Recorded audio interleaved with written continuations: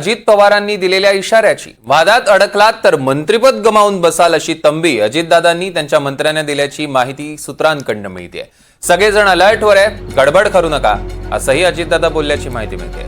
अधिवेशन कालावधीत धनंजय मुंडेंचा राजीनामा आणि भाजपचे काही मंत्री वादात अडकले असताना अजित पवार यांचं हे सूचक वक्तव्य, सूचक इशारा त्यांनी मंत्र्यांना दिल्याचं कळतंय। काही दिवस आधी संजय राऊत आणि सुप्रिया सुळे यांनी आरोप केले, त्यानंतर अजित पवार अधिक सतर्क झाले।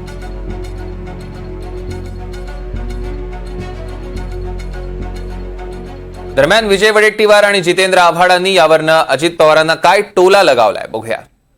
मंत्रिपद जाईल तुमचं? नाही, बरोबर आहे। जे अलीकडे मंत्र्यांचे जे काही धंदे चालले, मंत्र्यांचे उद्योग जे काही चालले आहे ते मंत्री आहोत हे विसरून चाललेले आहेत। त्यामुळे त्या पक्षाचा प्रमुख म्हणून त्यांना वाण करणं हे आवश्यकच होतं, नाही तर बेभान सुटले होते। आता काय सगळेच पाहतो आम्ही, कोणी नागळं फिरतो, कोणी उघडं फिरतो, कोणी काही बोलतो, कोणी कसाही वागतो आणि कसाही वागतो, काही राहिलं नाही। आणि अशामध्ये कोणी कोणाच्या जमिनी बडकावतो, जमिनी खातो, वार व दुनियाभरची सगळी काही चालले इथले।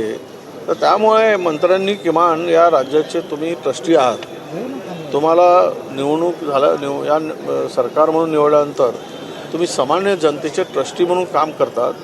त्यामुळे तुम्ही जो वागलं पाहिजे, सगळ्यांच्या नजरा तुमच्याकडे असतात। म्हणून अजितदादांनी त्यांना जर दिले असते तर तेच निवडून शपथविधी दिला, दुसऱ्याच दिवशी दिला असतं तर आता हे प्रसंग घडले नसते। चांगली तंबी आहे।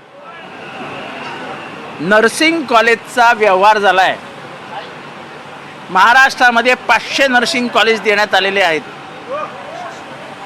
एक नर्सिंग कॉलेजचा भाव 50 लाख ते 1 कोटी रुपये घेतला गेला आहे। नर्सिंग कॉलेजच्या जे अटी शर्ती नियम होते ते बाजूला सारून हे सगळे उद्योग करण्यात आलेले आहेत। त्याच्यात कोणाचा हात आहे, हे कोणी केलं आहे, हे जर अजितदादांनी शोधावं। कोणाला परमिशन मिळावं हे जाहीर करावं, आणि हा मंत्री कोण आहे त्याचंही नाव जाहीर करावं।